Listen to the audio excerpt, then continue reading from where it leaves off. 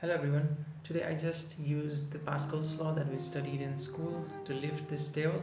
Let's see how it goes.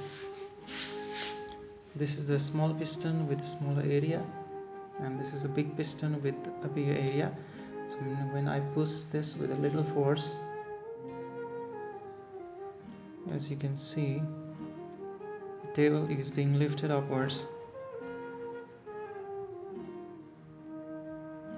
So by applying small force also, you can just lift the heavy objects using Pascal's law.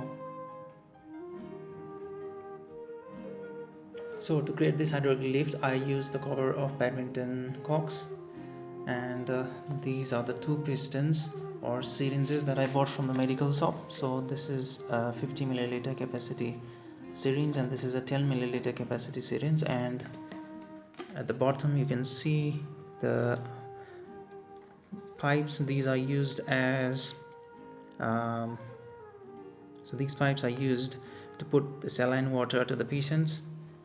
So I bought it from the medical and created this hydraulic lift, and I've used the sausage sticks so that these syringes will stick together.